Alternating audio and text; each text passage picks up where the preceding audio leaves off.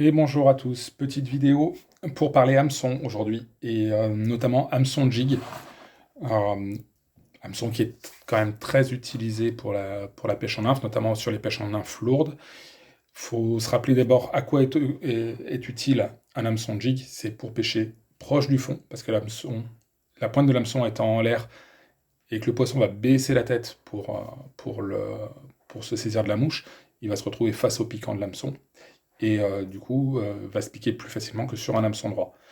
Mais également, c'est principalement fait pour pêcher à la descente.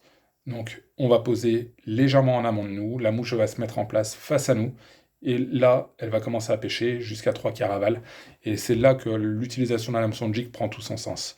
Au contraire, si on pêche plein amont, on va rater énormément de touches.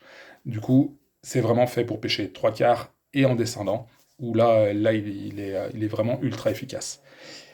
Dans l'offre aujourd'hui, il y a énormément de marques qui en proposent, énormément de références par marque. J'en ai sélectionné 3 qui sortent un petit peu du lot. Euh, Deux de chez Anak, un de chez Tiemco.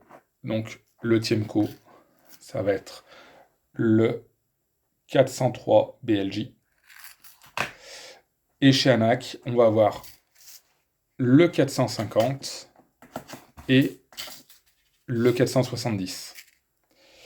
Avec ces 3 références, on va vraiment couvrir une immense partie des utilités sur un hameçon jig.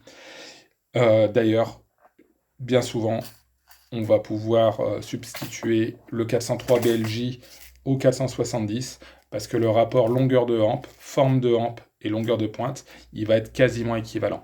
Donc, grosso modo, même ces deux-là, qui sont des références absolues sur le marché du jig, ils vont peut-être se court-circuiter l'un l'autre. Donc, à choisir, soit un 470, soit un 403 BLJ.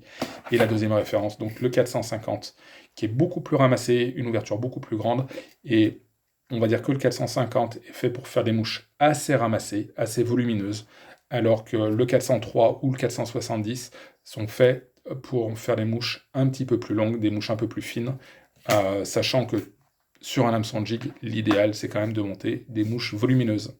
Voilà, à bientôt.